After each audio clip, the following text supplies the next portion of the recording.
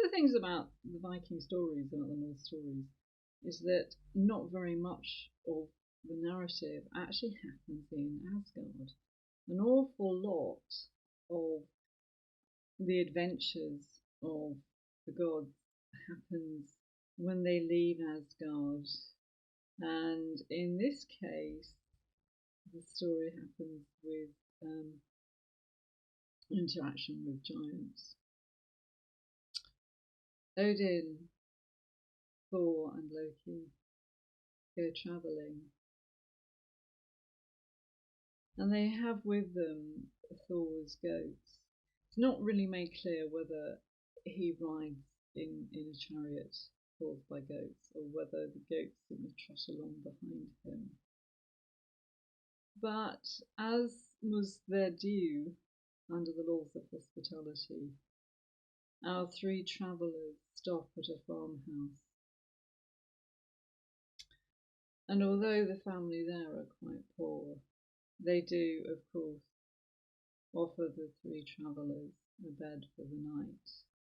But they are grateful to see that they have brought with them meat for the table, for it's a terrible thing to be so poor that you cannot offer your guests meat.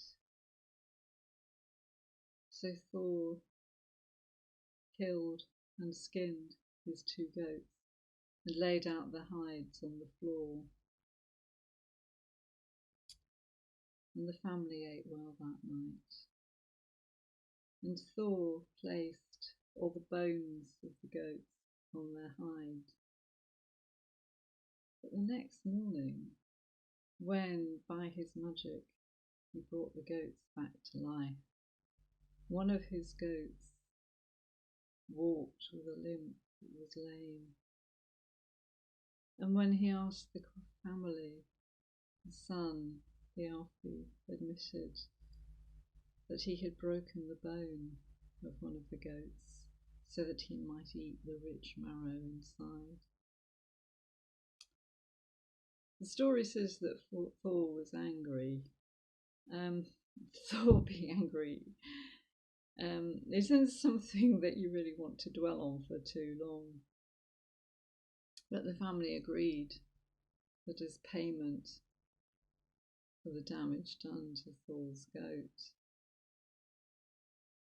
the son and the daughter would become Thor's servants. So when they left the little farm, there were 5 travellers, because the Alfie and his sister had joined Odin, Thor and Loki. And they walked and they walked and they walked for some time.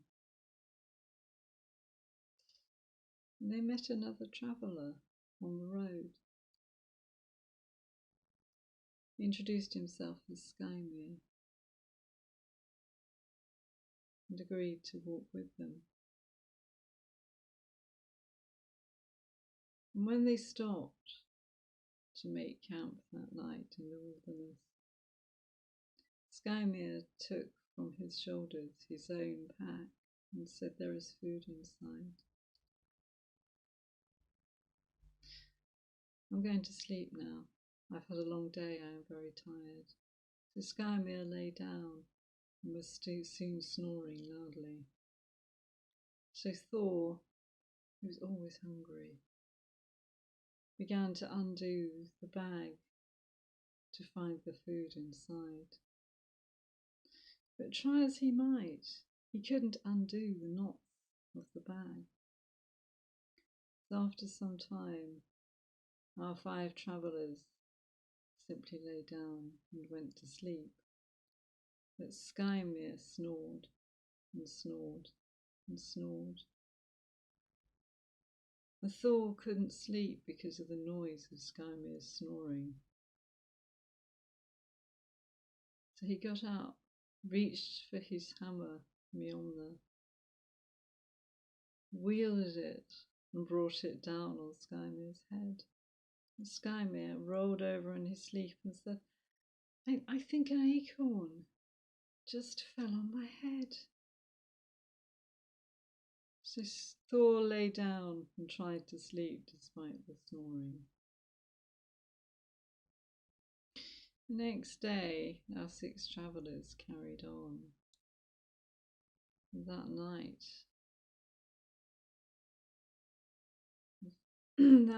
they found somewhere else to sleep. During the day, Skymir said, "I will leave you now,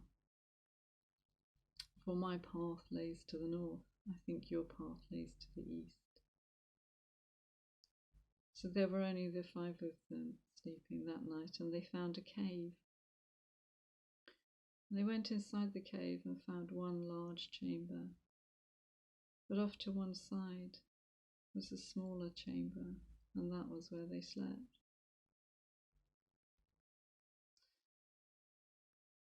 The sun was high in the sky the following day when they found a great castle, and intrigued, our intrepid travellers announced their arrival.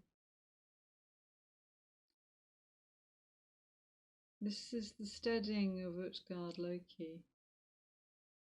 It's the same name as Loki the god, but he's a different character. Loki, I think, just means Skywalker.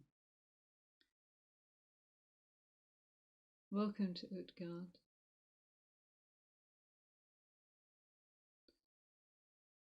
This is a castle of giants.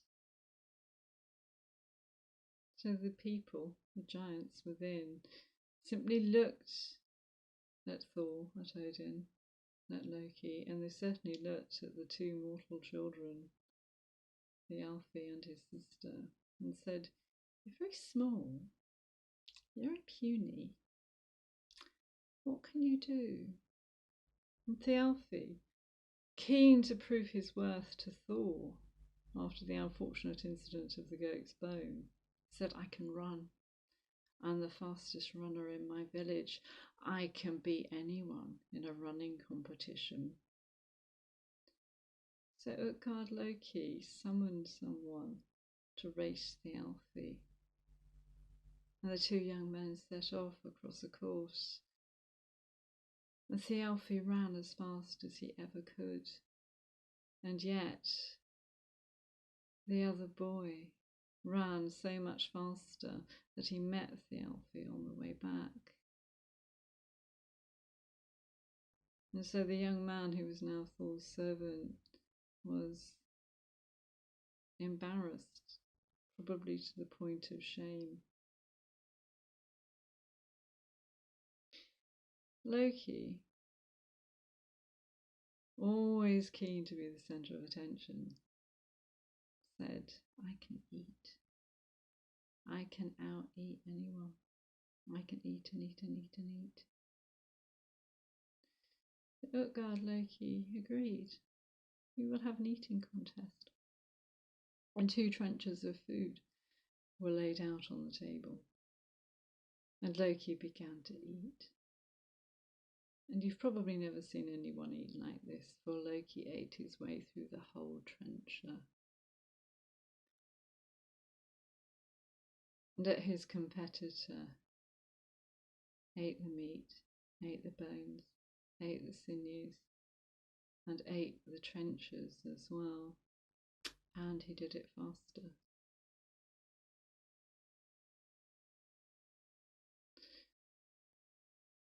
So Odin thought that he would rescue their reputation. And Utgard Loki said, "I will find someone for you to fight. For I have heard that you, Odin, Grimnir, the masked one, I've heard you're a mighty wrestler. Come and wrestle my old nursemaid." A woman hobbled into the hall who was as old as you can imagine. And Odin was embarrassed at the idea of wrestling someone who was so old and so frail. And yet he could hardly refuse, for he couldn't decline a challenge. And as soon as he took hold of the old woman, he found his strength run from him, and he found himself down on his knees. And Utgard, Loki, and the rest of the giants in the hall began to laugh.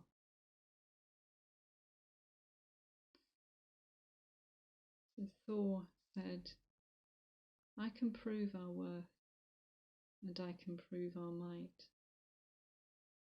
I can drink like no one else. I can drain a horn in only one gulp.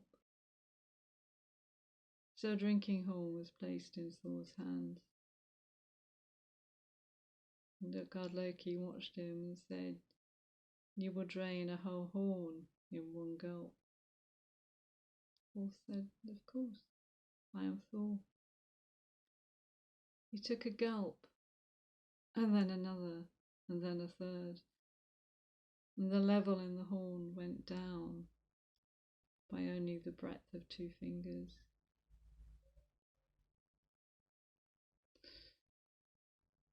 So it was a dispirited group of travellers who slept that night. In the morning, Utgard Loki walked with them out of the castle and out of the border of his lands. When they turned to look at him, he appeared to them not as Utgard Loki, but as Skymir. For they were, of course, one and the same. And Skymir, or Utgard Loki, looked at the gods and said, if I had known of your powers, I would never have let you into my castle.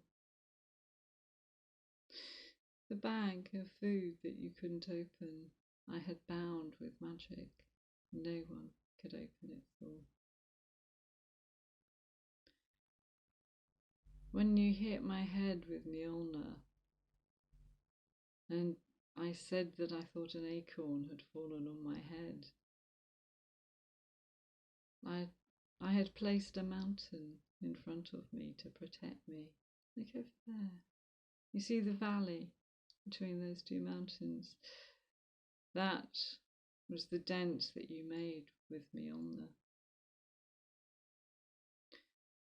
As for you, Thialfi, do not be dispirited.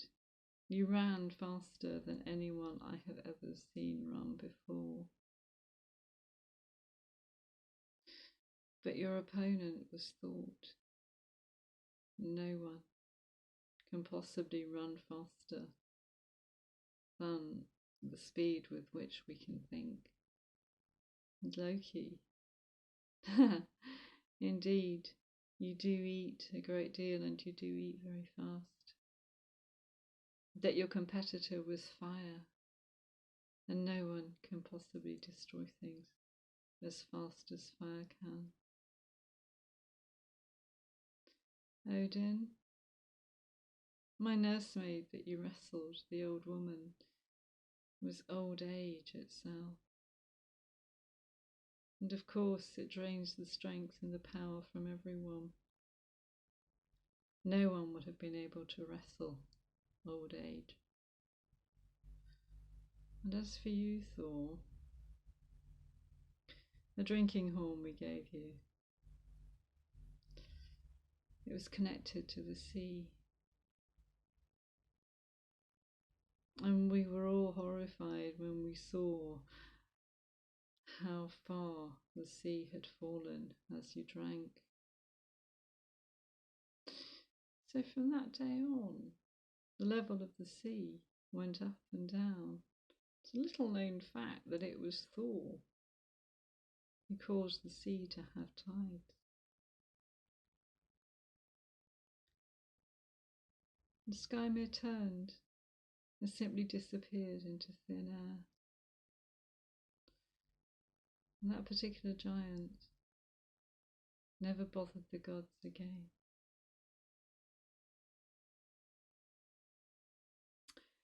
If you like Norse stories, you like Viking stories, there is a Facebook group, Viking Stories, where you're very welcome to upload any links to chat about your own experiences with telling. And do tell stories. You like to be told. Doing a story about that later. So if you could subscribe to my channel, that would be great. Lots of other stories on there. And I do hope to see you again soon.